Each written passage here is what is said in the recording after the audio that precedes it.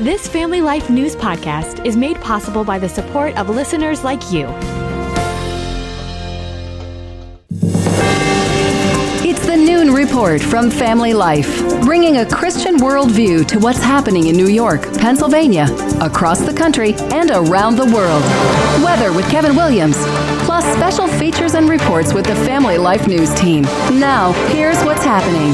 Good afternoon. Welcome to the broadcast. We'll begin with some breaking news out of the Middle East. Israeli military forces are confident they have killed the leader of Hamas in southern Gaza. We are talking about Yahya Sinwar, the leader of Hamas, the man who planned the October 7th massacre, and someone who has been conducting attacks against Israel since the late 80s. Correspondent Trey Ying says Sinwar is a big fish in the war on terror. If it is confirmed, it would be one of the most significant moments in the war. This has been target number one for the Israelis, not just since October 7th, but even before. The October 7th attack left 1,200 Israeli citizens dead. 42,000 Palestinians have died in the war since then. The U.S. is flexing its military muscle in the Middle East. We targeted 5 underground weapons storage facilities overnight in Yemen. They belong to Iran-backed Houthi rebels.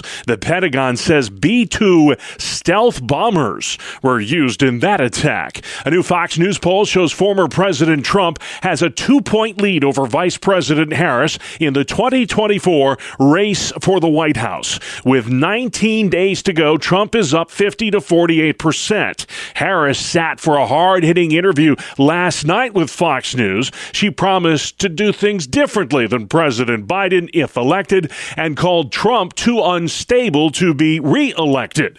CNN political analyst Brian Stelter. Harris was tough. She went into the so-called Fox Den, and that's how Harris's campaign is promoting it. They're saying she went into the Fox Den, and look what happened. But Trump spokeswoman Danielle Alvarez says what happened was a disaster for Harris. She thinks the VP did not do herself any favors last night. I definitely understand why her staff was jumping up and down, waving to end that interview, because it was a disaster for them. Alvarez says the VP failed to alleviate concerns about immigration or the economy. Harris is campaigning in Wisconsin today, while Trump speaks tonight at the Al Smith dinner in New York.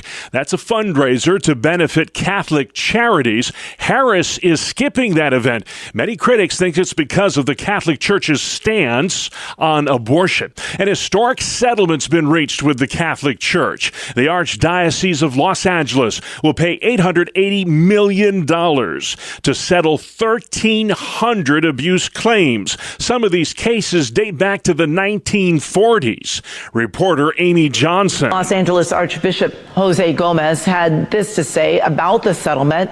I am sorry for every one of these incidents from the bottom of my heart. My hope is that the settlement will provide some measure of healing for what these men and women have suffered. This is the largest child sex abuse settlement with a Catholic diocese in U.S. history. President Biden in Germany today, taking part in a high-stakes summit with the leaders of Germany, France, and the U.K. Those heads of state are showing solidarity with Ukraine in its ongoing war with Russia. As the cleanup continues in the southeast from back-to-back hurricanes Helene and Milton, experts are now trying to put a price tag on all that damage. Experts expect it to be around $50 billion. That puts them in the company of monster storms like Katrina, Sandy, and Harvey. Making those costs even more painful is that most of the damage, particularly in Helene's case, was not insured. Correspondent Stacy Lynn says there are still dozens missing from Hurricane Helene 3 weeks after the storm. A Texas cop who helped put a man on death row is now fighting to save his life. Brian Wharton is pleading with the governor to stop the execution of Robert Robertson, who was convicted of shaking his daughter to death. He's an innocent man, and we are very close to killing him for something he did not do. Robertson was convicted under what was once called shaken baby syndrome. That science has since been debunked. Nationwide, there have since been 32 exonerations of those wrongfully convicted under this theory. In the Texas case, the child was taking a medication for pneumonia that has since been canceled because it can cause fatal breathing problems. I'm Michael Cass. Thank you, Michael. That inmate, by the way, scheduled to die by lethal injection tonight in Texas. The Biden administration announcing another $4.5 billion in student loan debt cancellation. This will affect some 60,000 borrowers who are in public service careers like teaching, firefighting, or nursing. The Federal Trade Commission is out today with a new click-to-cancel rule. It's designed to make it easier to get out of your online subscription. If you signed up online, there needs to be a click to cancel option. So if you signed up in person, the FTC will require the option to cancel over the phone or online. Now, the FTC also says companies must make information easy to find before obtaining your billing information. Consumers must be informed of what they're agreeing to before signing up. Business analyst Jolene Kent. A nationwide meat recall just got larger. Nearly 12 million pounds of beef and poultry products could be contaminated with listeria. This recall includes ready-to-eat meals sent to schools, restaurants, and major grocery stores. Scientists are trying to save a popular fruit from disappearing at the grocery store. Experts warn bananas are facing extinction due to two diseases threatening the fruit worldwide, putting the entire banana industry at risk. One major fruit seller, Chiquita, is trying to do something about it by working on a solution by breeding a disease-resistant banana. They tell PopularScience.com that the new banana may taste different from the ones we're used to. Correspondent Katie Gray. Disney's raising its theme park prices again. Their new Lightning Fast Pass will cost $400 per person per day starting next year at the House of Mouse. Up for sale, a rare copy of the U.S. Constitution. It was printed 237 years ago. Laura Bronx with the auction house that will sell that piece of history tonight. This document was discovered in a plantation in Edenton, North Carolina. This was found in a file cabinet. That plantation was once owned by Samuel Johnston, the North Carolina governor who represented the Tar Heel State at the Continental Congress, and make it 2-1 now in favor of the Dodgers in the NLDS. There's a towering drive down the line.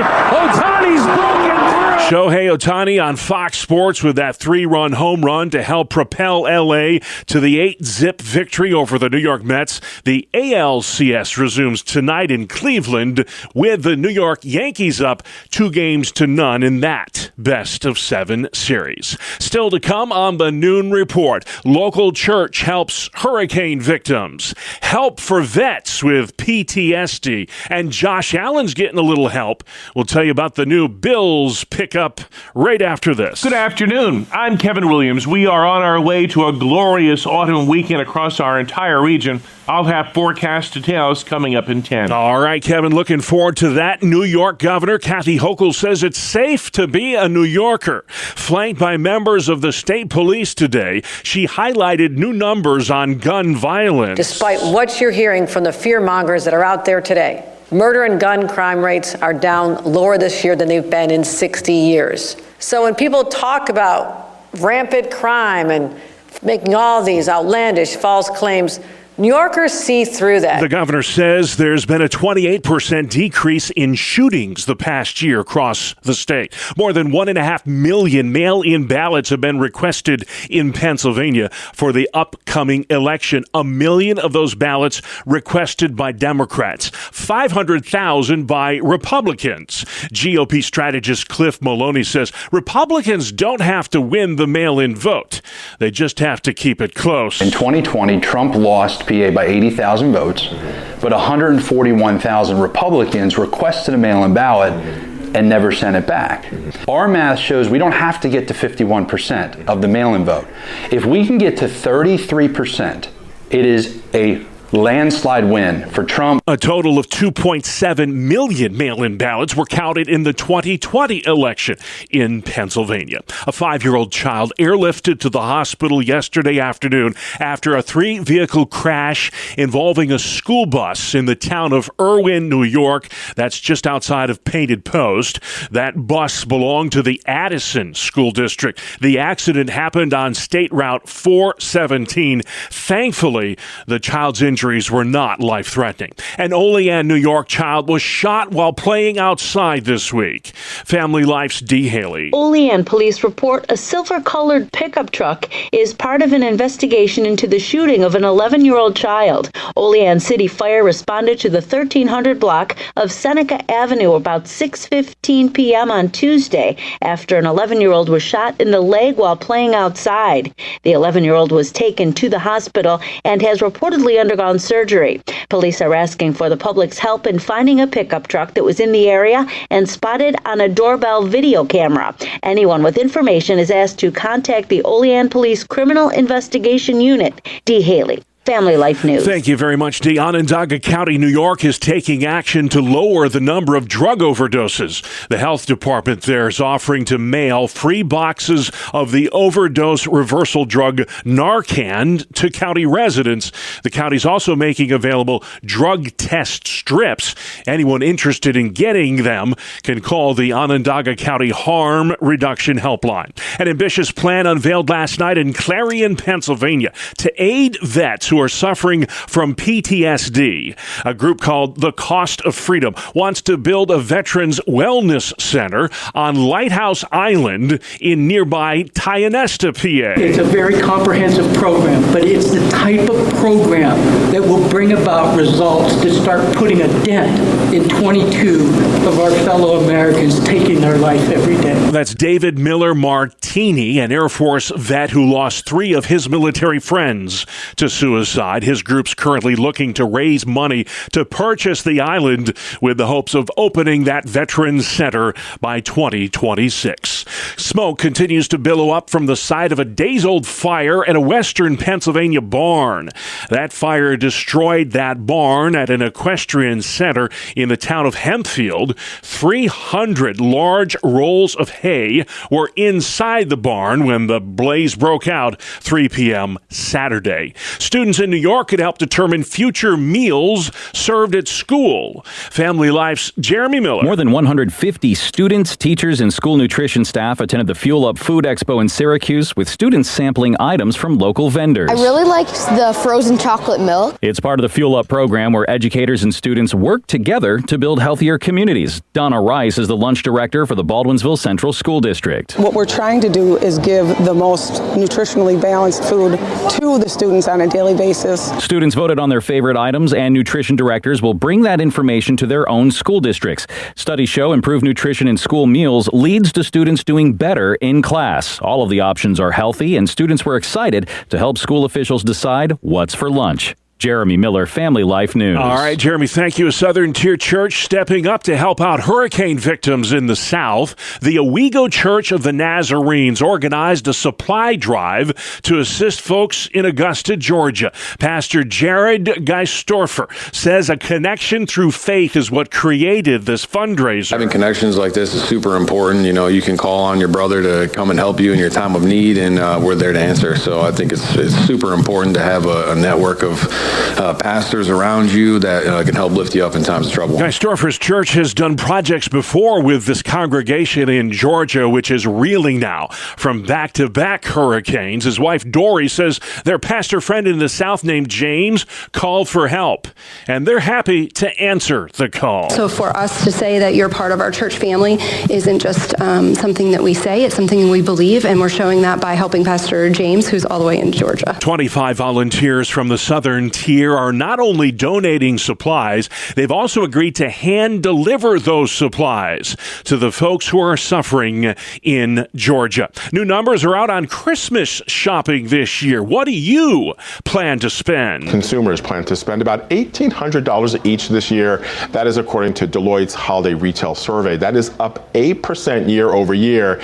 The number of gifts purchased this year will be 9 compared to 8 last year. Consumers say they will spend less on traditional gifts and more on experiences, including travel, entertaining at home, and attending holiday events. That's Spectrum News business analyst Rocco Vertuccio. And for Josh Allen, help has arrived. The Buffalo Bills have acquired wide receiver Amari Cooper from the Cleveland Browns. The 5-time Pro Bowler should help bolster the Bills' passing game. The 30-year-old Cooper's played 11 seasons in the NFL. We've got more sports next. It's the 2-minute drill right here on the Family Life Noon Report.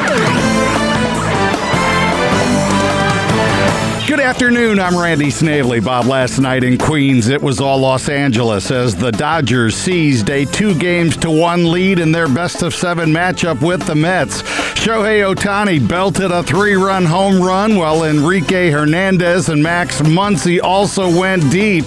New York only managed 4 hits the entire game as the Dodgers bullpen shut them down after getting 4 innings from starter Walker Buehler. Game 4 tonight in the Big Apple. In the American League Championship Series, the scene is shifted to the Buckeye State as the Cleveland Guardians host the Yankees in Game 3. It's an afternoon start time, a little bit after 5 o'clock. On the ice, 11 goals scored in Pittsburgh as the Penguins and Sabres went to overtime to decide the 6-5 win for the Pens. Buffalo looking pretty good with under a minute to play in regulation, but Rickard Rakell scored the game-tying goal, and then 98 seconds into overtime, Sidney Crosby sent the home crowd home happy. Also scoring for the Pens, Brian Rust, Drew O'Connor, Jussi Puljujärvi, and Evgeny Malkin. Elsewhere on the ice, the Maple Leafs had no problem with Los Angeles 6-2. Boston won by a pair of goals over the Avalanche 5-3, and in overtime, Anaheim edged Utah 5-4. Couple of rookie quarterbacks take center stage tonight when Spencer Rattler and New Orleans Saints host Bo Nix and the Denver Broncos. Broncos head coach Sean Payton making his first trip back to New Orleans since leaving the Saints after the 2021 season. That is a look at sports. All right, Randy, thank you very much. And still to come on the Noon Report for Thursday, Harris, a no-show at Catholic fundraiser. Kevin Williams calling for a major warm-up and how canines communicate. California's looking into it. Welcome to Breakpoint, a daily look at an ever-changing culture through the lens of unchanging truth. For the Colson Center, I'm John Stonestreet. Psychologist and author Jean Twenge explained a new paper published by she and 2 colleagues on the explosion of gender confusion. Analyzing government data on nearly 2 million adults collected since 2014, Twenge and her colleague found that transgender identification in the general population has increased by nearly 70%. In less than a decade, the share of American young people identifying as transgender quintupled, with the vast majority of that increase being among women and girls. Why is this epidemic occurring overwhelmingly in one age bracket and in one sex? The typical rationalizations that there's now less social stigma and more diagnosis and more treatment, that can't explain that kind of disparity. The phenomenon that does explain that kind of disparity is one about which Twenge has written extensively. It's called social contagion. It refers to the spread of disorders among peers consciously or unconsciously imitating one another.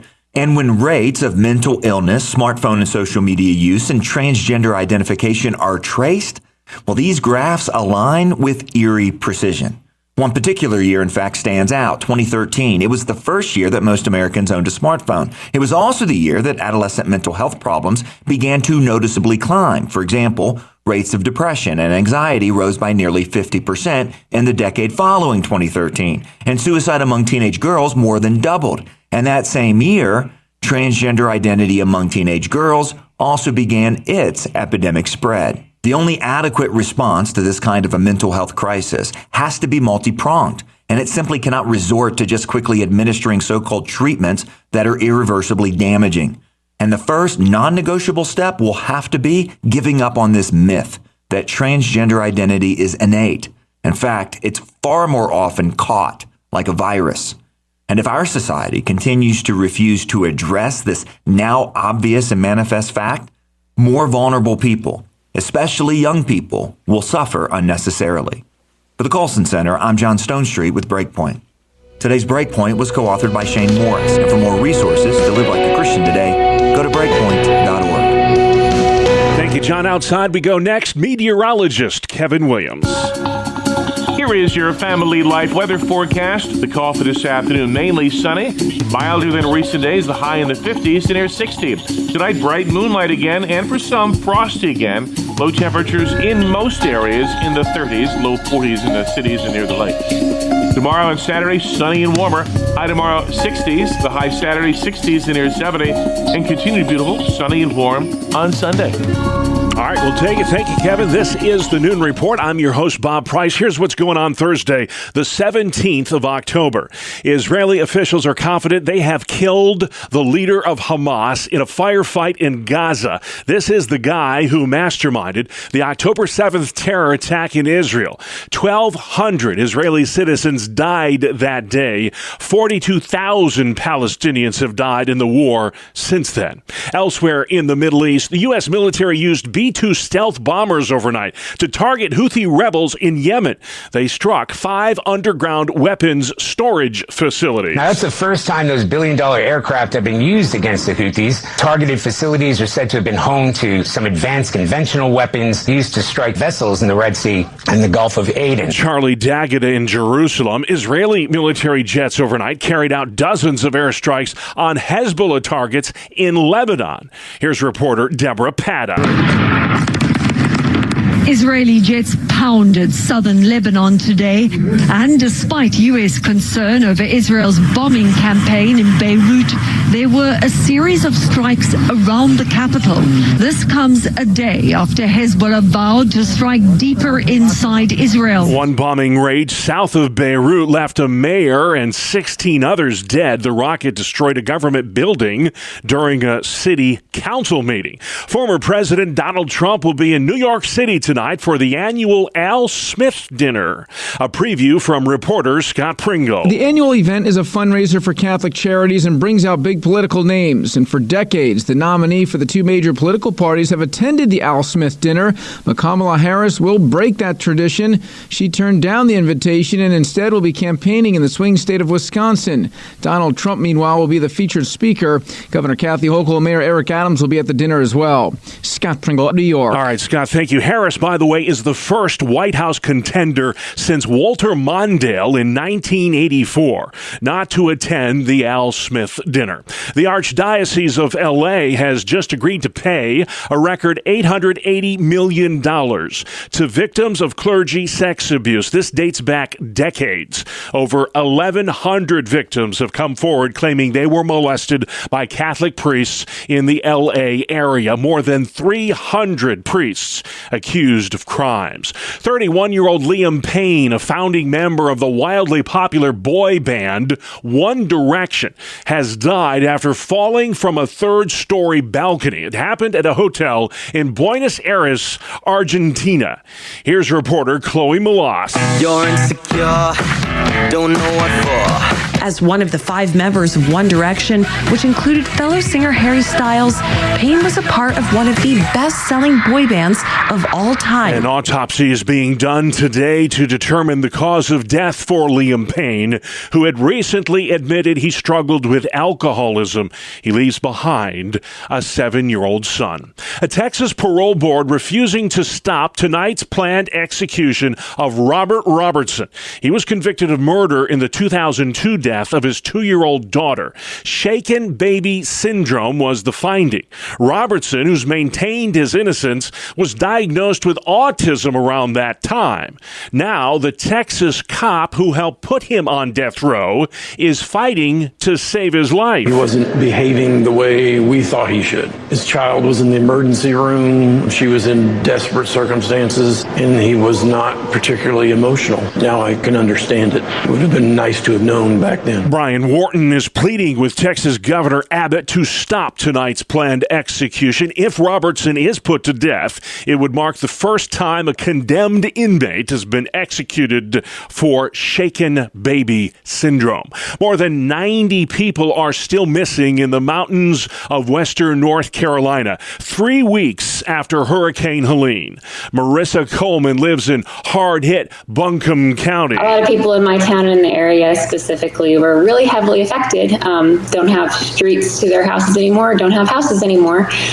So there's just still a lot of recovery to do. The storm killed over 250 people in 6 states. Early voting is underway in North Carolina today, a key swing state. Many are still recovering from the hurricane. Correspondent Tony Waterman. North Carolina is a crucial battleground state, one that Donald Trump won by just about 74,000 votes in 2020, and much of his support came from the areas impacted by Helene. 400 early voting sites will be open across North Carolina's 100 counties. 1/4 of those counties have been declared federal disaster zones. Crime is a key issue in the upcoming election, and the FBI is revising its crime numbers. After initially announcing that violent crime was down, the FBI now admits that is not the case. Violent crime is actually up 4.5% from 2 years ago. 64% of likely voters cite crime as a major issue in the forthcoming election. Well, UC San Diego researchers are getting a grant to figure out if dogs can actually communicate by pressing a button. Correspondent Bree Tennis has that story. Purina has granted $200,000 for an interspecies research project. Tests will be conducted at the university as well as with thousands of at-home dogs. These animals will be trained to associate specific words with specific buttons on a soundboard. Among the words the researchers are testing, play, outside, potty, and walk. Scientists on Purina's pet behavior team say this study is an opportunity to give pets an actual voice in research. I'm Bree Tennis. All right, fascinating stuff. Thank you, Bree. And this is the Noon Report, a Thursday edition on Family Life.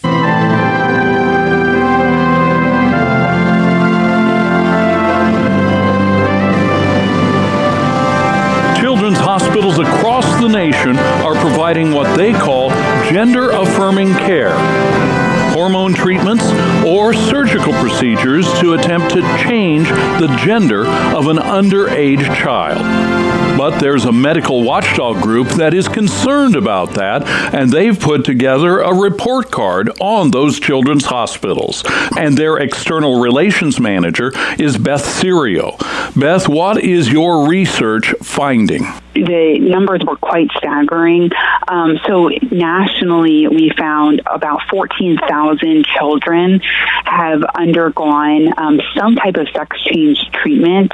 And all of these are minors who were between the ages of 0 and 17 and a half at the time of the treatment. The staggering as those numbers are, 14,000 children being harmed at the hands of the medical industry, it's important to note that this is very likely an undercount. Is it primarily a profit motive, the push to have children, teenagers decide they want to have their bodies reassigned to the opposite gender? What's the motivation? It certainly seems that money is a major motivator. As they always say, follow the money, and we did that here. Nationally, there was over $120 million charged to insurance. So we know that the trans industry, the child trans industry, is a very lucrative one. But I also think it's important to note that even beyond the money, it's also the ideological motivation. So many of these hospitals and medical institutions are really captured at the very top levels by this incredibly woke and progressive ideology that pushes them towards the pressure to have these types of transgender treatments available to children. Changing from male to female or female to male, parents may not be notified that their children are going through these medical treatments. What are you finding as you look into this issue from a national level? What we're seeing and reporting on here on these numbers and our Stop the Harm database is, the numbers of children who are undergoing this medical treatment to transition. And then in a way, that's kind of the last stop, on the pipeline that many children find themselves on with this transgender ideology being so captivating, unfortunately, to this young generation. There's so much that happens before they get to the point of walking in the doors of one of these children's hospitals. They're encountering the ideology at school, at social media, from their friends, in some cases even their parents, honestly, who are also very much captivated by the same cultural forces that the children are. Beth Serio is a spokesperson for the medical watchdog group Do No Harm. They are planning a Harrisburg, Pennsylvania news conference announcing the local results of that. That is coming up later this month. You can find out more about their research and what it says about local hospitals where you live by going to stoptheharmdatabase.com. We'll provide that link on the Family Life News podcast page. I'm Greg Gillespie, Family Life News. All right, Greg, thank you very much. Very important stuff there. And coming up on the Noon Report, virtual house cleaning. But first this. Good afternoon. Here is your Family Life regional weather forecast. Sprawling high pressure is poised to produce some beautiful autumn weather across our region. Right through the weekend to early next week, skies will be bright, breezes light, the temperature's just right. Cool by nights, but warming nicely by day. The call for this afternoon, mainly sunny, milder than recent days, the high in the 50s to near 60. Tonight, bright moonlight again, and for some, frosty again. Low temperatures in most areas in the 30s, low 40s in the cities and near the lakes. Tomorrow and Saturday, sunny and warmer. High tomorrow, 60s. The high Saturday, 60s to near 70. And continued beautiful, sunny and warm on Sunday. All right, thank you very much, Kevin. Finally at noon today. Today's a day to clean off your desktop. Your virtual desktop. Many of us make a point to vacuum, do laundry, and keep other things clean. Yet most of us neglect the condition of our computers. Well, today's a day set aside to do just that, as it's National Clean Your Desktop Day. Created by the Personal Computer Museum in 2010, this unofficial holiday encourages people to organize their desktop and the files on their computers. Just like in real life, it's very easy to collect useless and unimportant files on our computers. And just like when we're surrounded by clutter, we tend to get unproductive. A mess on our computer desktops can negatively affect our motivation and ability to do well. So today, take a minute, bit by bit, to organize your files. Delete unwanted or unneeded projects, and who knows, if you're really good at it, you might just find yourself a new gig. Brian Query, Family Life News. All right, Brian, the king of puns, thank you very much. And that's our world, the world we live in, Thursday, October 17th. I'm Bob Price, Family Life News. You've been listening to the Noon Report, heard weekdays on Family Life. Thank you for listening.